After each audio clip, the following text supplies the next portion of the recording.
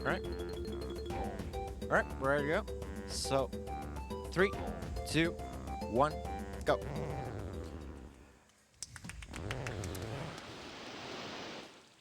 Alright, so we're gonna end this great day of very quality games with the most high quality Nintendo 64 game ever.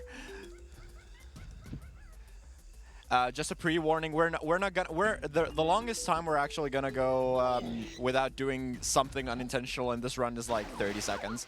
So we're gonna start off by just swimming through this wall. And yes, it is just as easy as it seems. Except I can't hit the loading zone. Way... Good start. Anyway, so we're gonna start off this. We're gonna start off by tagging a warp here, and we're gonna climb up to warp 2. And what I'm gonna do is I'm gonna do something called a moon kick, because I didn't do vine barrel because I just exited training grounds. I haven't done any of the training barrels, so the vines aren't actually here. So I'm gonna do something called a moon kick. Basically, I'm gonna aerial and cancel the aerial attack and add the height of the kick there. So I'm just gonna fly all the way over here. Just like that. We're gonna do that a couple of times. That's the coolest trick ever. And gonna tag this warp 2 for safety. Now what I'm gonna try to do is I'm gonna jump into the tag barrel here that I just passed. And I'm gonna try to do it in a way where I enter the high falling animation just on the frame as I enter. And because you hear... Okay, I fucked it up. Because you hear the yelp there, it means I was too high. That's why you have the safety warp 2. But yeah. So if I can do this correctly and enter the tag barrel on the frame where I enter the high falling animation, I can actually like gain control in the tag barrel. Screw you, game. There's a certain spot I want to jump on the wall, and sometimes it just bounces you like that, so you can't actually jump on the correct spot. No clue why that happens. That's the story of this game. I have no clue why anything works the way it does. Oh god. What a great start. I totally did not practice this for 2 weeks. Keepo. There's actually a faster way to do this as well, which is like a double frame perfect trick. There we go. So now I'm actually like moving while in the tag barrel. I'm holding a certain direction. I'm counting the rotations, and I'm gonna tag DK here when I'm out of the range of the tag barrel, just because I don't like DK's ugly face. Only reason to do this is because I don't like how DK looks, so I'm gonna hide him. And then we're gonna just randomly teleport up these ledges. Okay, so what is going on here is because I'm invisible, because I tagged out of the range of the tag barrel, the game doesn't like update where you are. If you look into the game code, the game doesn't actually know where you are at the moment. So it has a stored location set first at 000, and because I just paused the game, it sets my stored location to where I paused. And whenever I grab a ledge, it tries to update where I am by adding a lot of height to my stored location. And that is called a tail grab. And we're gonna use that to enter the last level of the game here, or the lobby of it, rather. Hideout helm. Just gonna grab this, set up the side here. Oh, fuck. Wow. Okay, well, this is great. I listed myself like 2 things I didn't want to happen in this run, and that was one of them. Anyway, we're just gonna climb back up again. But yeah, pausing updates your store position. So I just need to get back down there and restore my location, so I can get the telegraph to work again.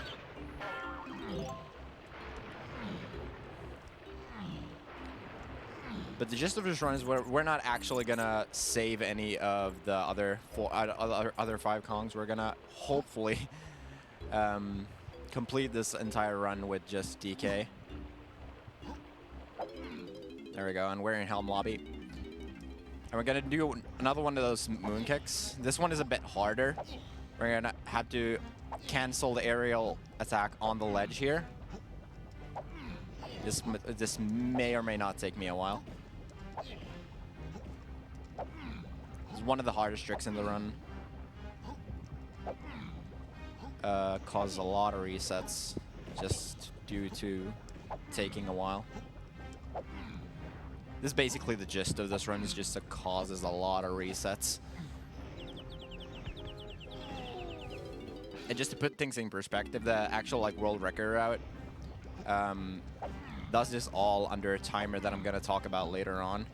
You have to like actually get into Helm within very tight time intervals. If you lose like 15 seconds, your run is done. That's the gist of any percent. So hopefully we can get a moon kick within this next year, so we can all go to sleep tonight.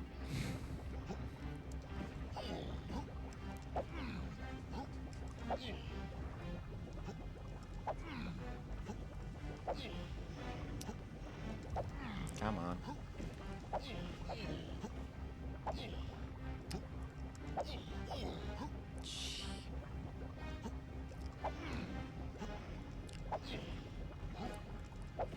There we go. And we're just gonna clip through this wall here and jump out of bounds. And you're gonna see a cutscene coming up, and this cutscene is actually like the first time text seeing a B-locker, which you usually see in Jungle Japes. We're not actually even gonna go to Jungle Japes. This cutscene will actually play on any B-locker in the game. All right, so this is the last level of the run. Or not the run, but the game, casually. The first thing we're going to do is we're going to climb this slope right here.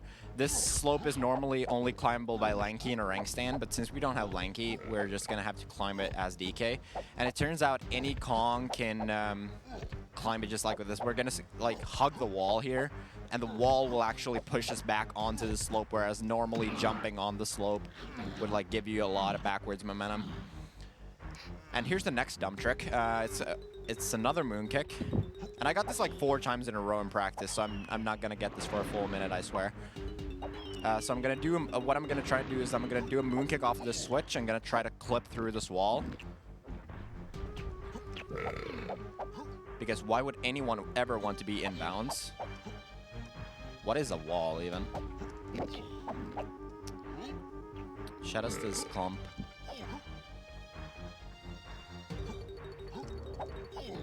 There we go. Ooh. Scary. And now for a relatively long, relatively blind out of bounds navigation. The way out of bounds works in this game is the height of out of bounds is determined by your height, your last inbounds height. So I'm gonna boost my height here by jumping onto the grading there. Whoa, whoa, whoa. And without actually like okay, I'm gonna look back and check where I am. There we go. I'm gonna jump back in bounds because we need more height. This is the room you normally access, but after shutting down the Blast-O-Matic. After completing a very long section of different mini games using all 5 Kongs, but we don't want to do that. That is unnecessarily slow and annoying.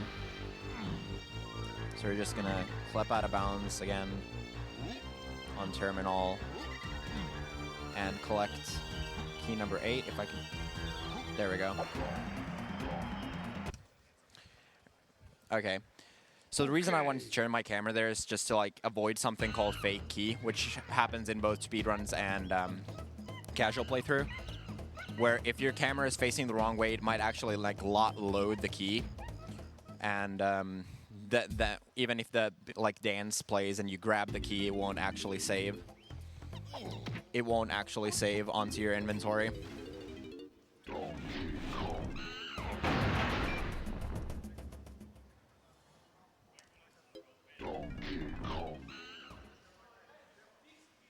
Come on.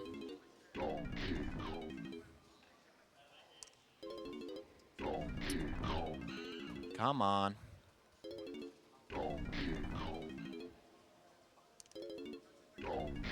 Jesus Christ.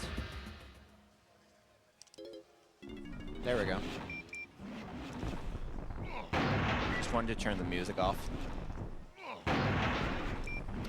Alright. So what happened there, okay, I activated something called Inter-Story Glitch. It's an incredibly useful glitch used in almost all DK categories except for 101%, which bans it.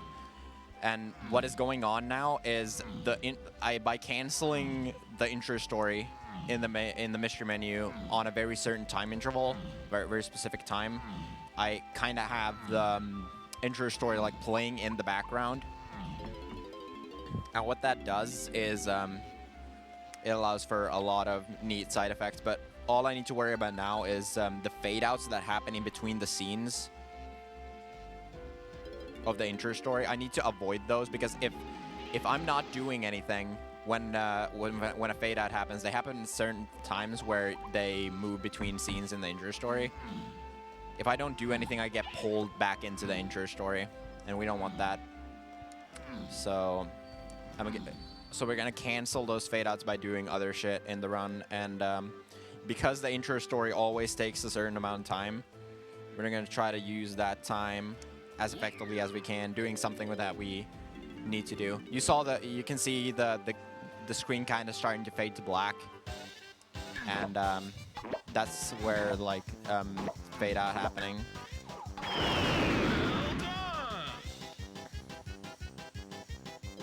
So I actually started like a timer on my phone because these are not very like you can't wing this. Sorry to tell you, this is actually like not winged.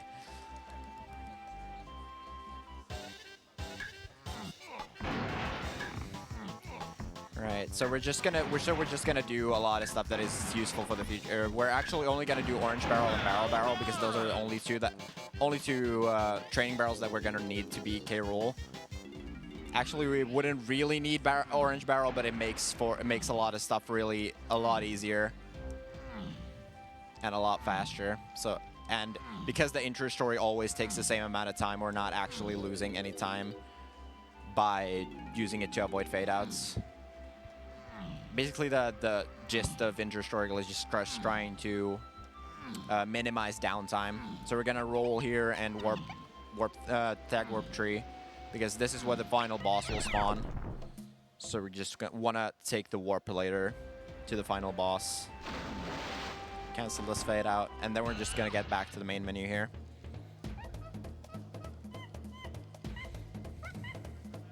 And I'm going to examine the file to tell the game which file I want to get loaded into later on, which file I want to save all this stuff on. And I'm going to enter the multiplayer. And a neat side effect of Inter-Story Glitch is we get to listen to the DK rap during all of this, so I'm just going to shut up and let you guys enjoy the masterpiece that is the DK rap.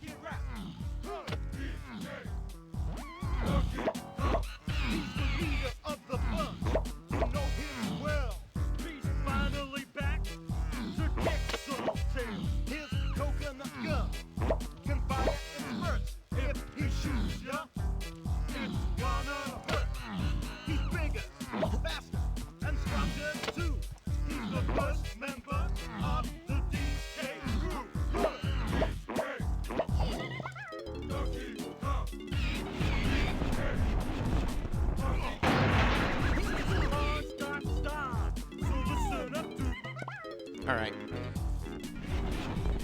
So now we're just gonna wait around a bit.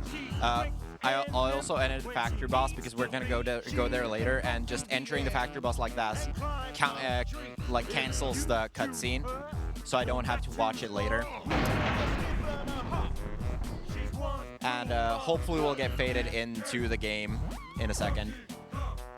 The reason I re-entered the mystery menu there because something that we call a bad event, something called Night Cycle. There are certain events that can happen in the main menu that prevent you from being loaded into the game like this. Night Cycle is one of them, and it's just faster going into another menu and canceling it out. So now we're gonna get actually loaded into the file, but you see I never actually like entered it through the file select screen, so the game still thinks we're in the main menu. And there are some interesting side effects of that. The intent, like the reason why we do it is because it gives us all the moves that we need on the other Kongs that we haven't freed, that we need to be K rule. So we don't actually need to free any other Kongs.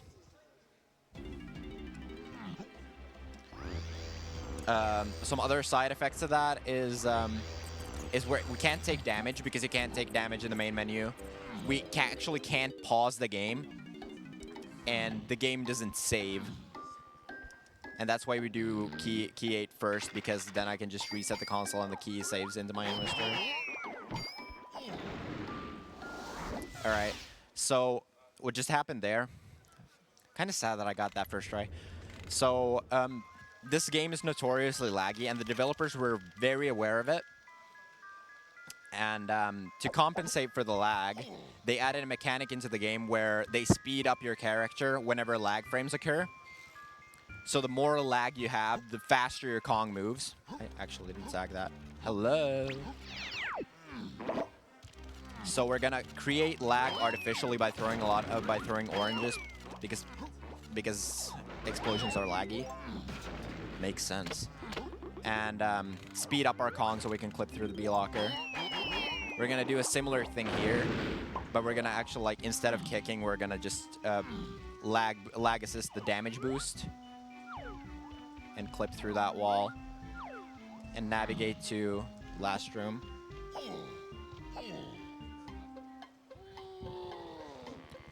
Almost. Ideally, you want to hit that portal right there, so you don't have to splat, because splatting it takes time. So normally for this door, you'd need to collect a bunch of colored bananas, but that is slow and requires several Kongs. So we're just gonna do another moon kick and clip through a non-existent wall, because what is a wall? And just get to Mad Jack. Now Mad Jack is the hardest boss in the game, arguably. And we're gonna do it as DK, so it's even harder, typically. This is, like, actually fairly difficult. But the way Mad Jack works is he has 2 different types of movement. Slow jumps and fast jumps. And he always, on a certain phase, does a set amount of jumps. So what we're gonna try to do, all of Mad Jack, is just trying to make him do as many fast jumps as possible to make the phases pass as quick as possible.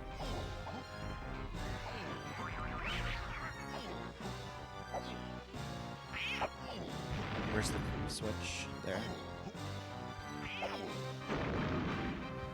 Really bad switch luck there. Where the switches spawn is completely luck-based.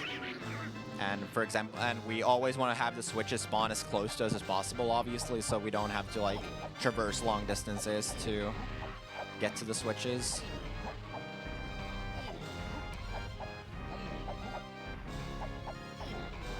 So in the first 3 phases, Mad Jack can actually, like, oh god. Whoo! That was scary. So Mad Jack actually only goes in circles. So we can, like, jump towards him to make him do fast jumps, because he thinks we're multiple platforms away from him. But in 4th and 5th phase, he can actually jump in place and jump back to the platform he came from.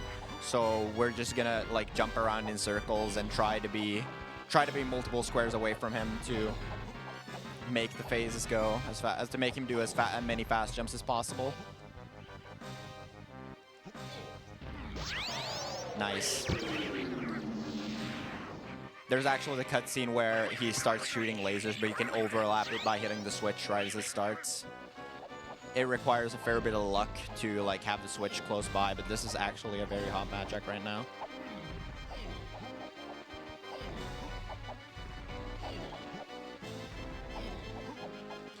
So for the last phase, he turns invisible, but it actually doesn't do really anything.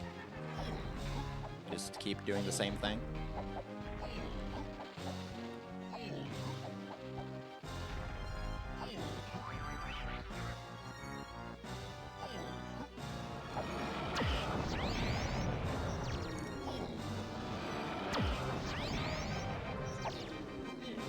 My PB in this game is a 31:30.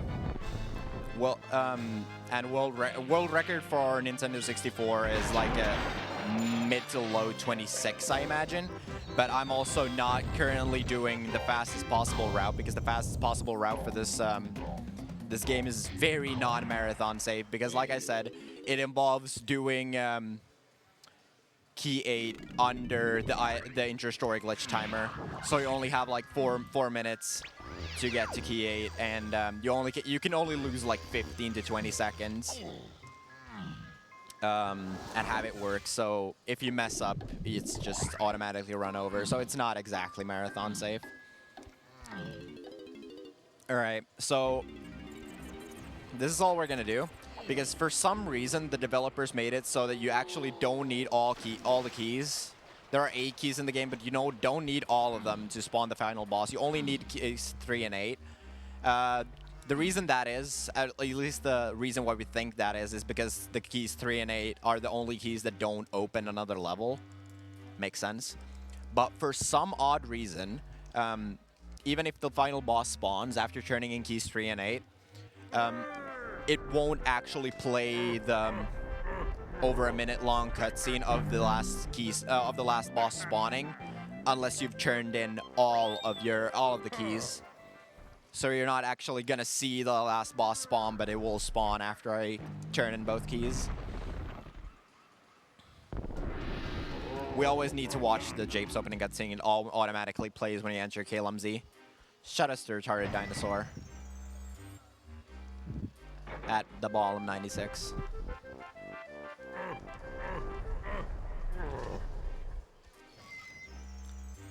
Small optimization, you could do a little kick into that cutscene to gain a little bit of distance when the cutscene triggers. All right, there we go. So now we turned in both keys. We could just use the warps we tagged earlier to enter the final boss, which suddenly has now appeared on the backside of the island. Ta-da! And this is the final boss fight, so get ready for 13 minutes of non-stop action of a bouncing and talking Mike with a mustache and K. Rool doing half-blind shit.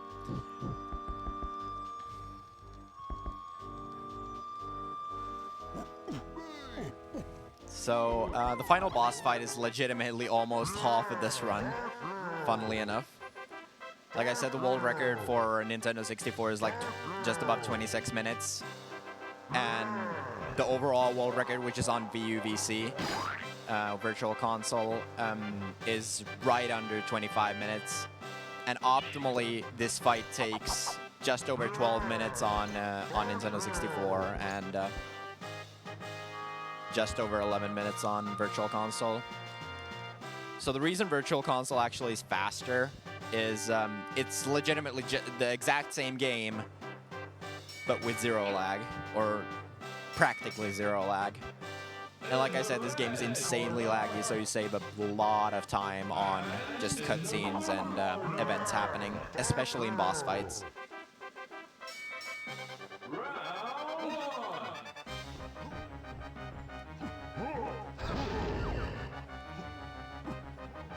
So this is DK phase, generally considered to be the easiest phase of the K. Rool fight. I'm gonna jump into the barrel right as the cutscene starts, so I can actually just shoot him as soon as I gain control. 1, 2, 3, 4, 5. K. Rool always does a set amount of punches before like feigning you or giving you like a window to shoot him, so you can just count them and then shoot at a specific time, even if you don't like see him dropping his guard. Damn. 1, 2, 3, 4, 5, 6, 7. That's DK phase. So coming up is Diddy phase, which is the shortest but also arguably the hardest phase of the K. Rool fight, for several reasons, mostly because the rocket barrel controls are incredibly bonky. For beginner runners in other categories, this is the phase which actually risks dying a whole bunch because it's really hard to dodge these gloves sometimes. But like I said earlier, because we're in main menu moves, main menu mode, we actually cannot take damage, so there's zero risk of me dying. Hopefully I wouldn't die either way, but you'll never know.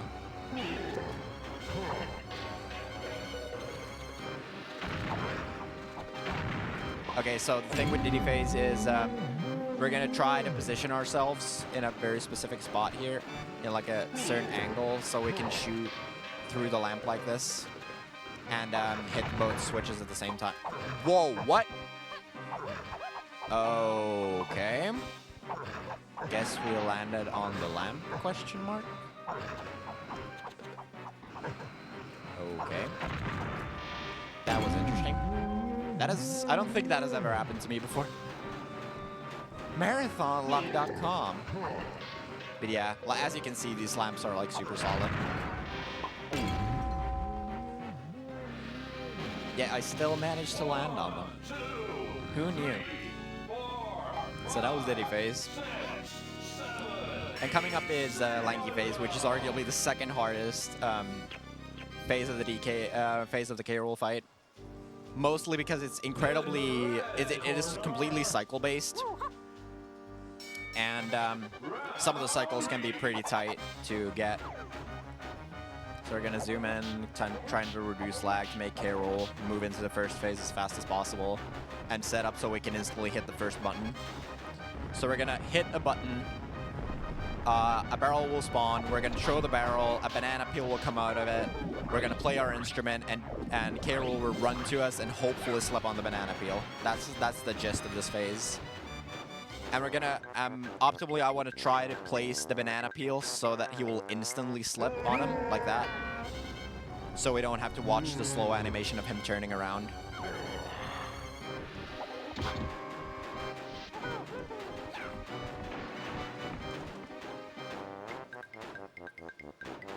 If I do everything properly, I can just play my instrument the instant I come onto the instrument pad.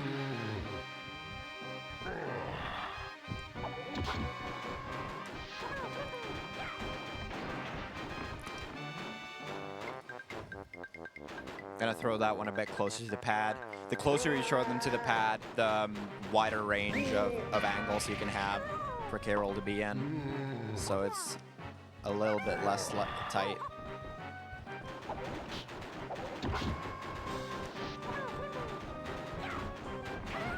Ow.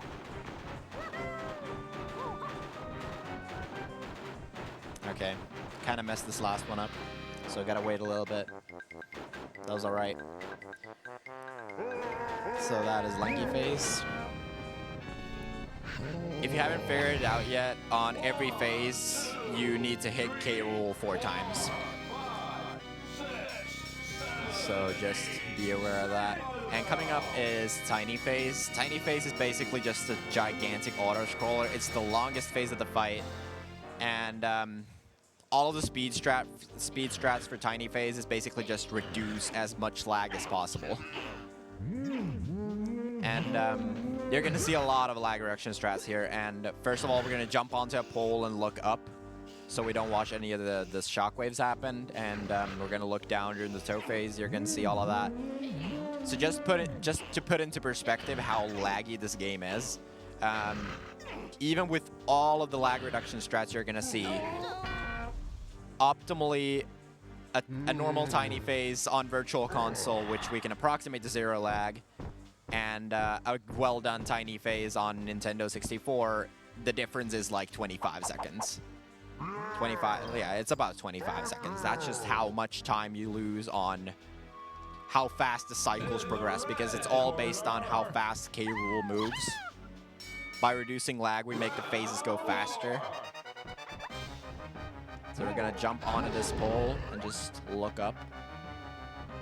Watch the timer check down.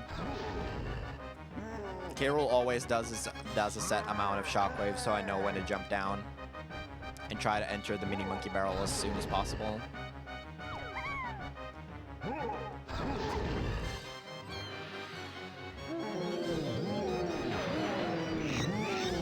So the squawk text there is actually the first time using the mini monkey text. So we're gonna put away our gun because the sniper scope that we have generates a ton of lag while looking down. And when contradictory to what I said earlier about oranges creating lag, we're actually gonna use oranges to hit the toes because we don't have to watch the explosions while looking down. And they also hit immediately. We don't have to watch feathers flying.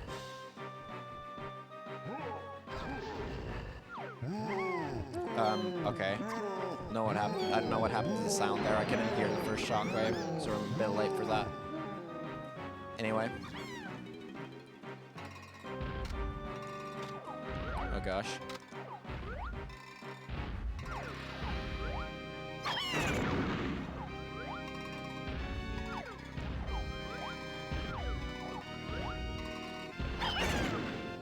There we go. So we're just gonna do this for like almost 5 minutes. Just climb up, look up, wait for the shockwaves, go in and look onto the floor.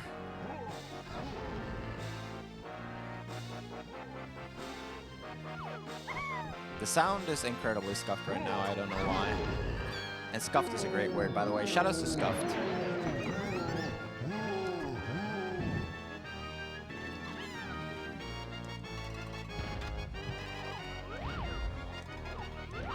These cycles are actually predetermined if you're wondering how I react to these toe cycles. They always do the same thing. So I know where to stand.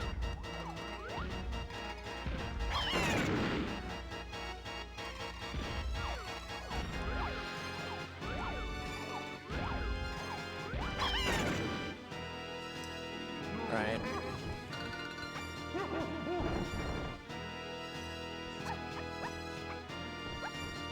Oh gosh. On top of it. I actually can't hear the shockwaves for whatever reason. 4. I guess this is where I go. I hope. Yep. I don't know what's up with the audio, but it makes it a bit difficult because I can't hear the cycles go past.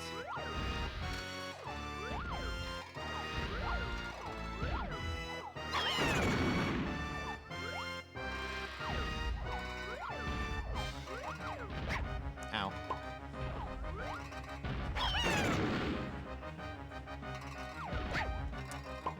I actually can't hear shit. Lame excuse, I know, but I actually, like, because I'm looking down, I can't see the toes move, so I'm trying to go by audio cues, which I can't hear now. Whatever. Gotta live.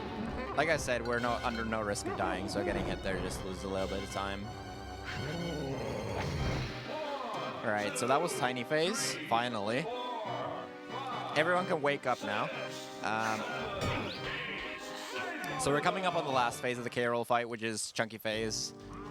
Fairly easy phase, very straightforward. You go and hit the switch in the middle, come back into the corner, and get the Gorilla Gun pad. Go into the Hunky Chunky Barrel and hit K-Roll. Basically just go back and forth real quick and try not to get hit, because K-Roll's just blindly bouncing around. Bouncing him around, bouncing him around, bouncing.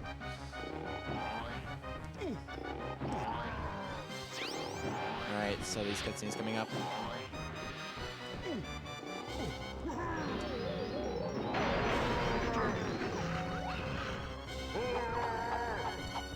So a good way to know when to hit him is by looking at his shadow. His shadow's a fairly accurate representation. Even with lag frames present, his shadow tells you pretty accurately where he is. So you can just like make visual cues for yourself on where to hit. Because I know a lot of people have trouble with that casually. Ow. So much for not getting hit.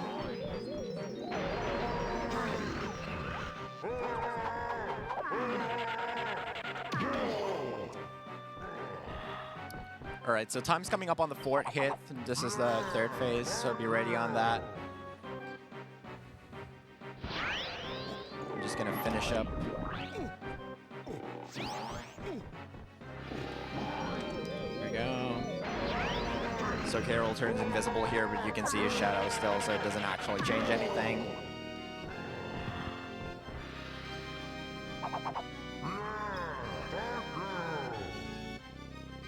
Carol cheering himself on when he gets hit.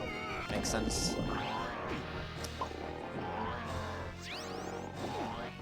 Okay, so time's coming up. Just gonna look down to reduce a little bit of lag here. Make him move faster. And time. So that's Donkey Kong 64. Not a very top tier run. What was the time? 35? Just under 36 minutes. A lot of weird shit happened. Anyway, just gonna give a big thanks to all the organizers. This was the last run for today. And sadly, we got a little bit delayed at the end. I was supposed to start off today, and now I'm ending today. Hopefully it doesn't inconvenience to anybody. But big shout outs to everyone in 10, and thanks to all the runners. We're gonna see you guys again tomorrow. And big shout outs to the DK64 community. Like honestly, I've been speedrunning a bunch of games, and I can honestly say that the DK64 community is probably the most welcoming of any speed community I've been a part of. So thanks to everyone there, and thanks for me.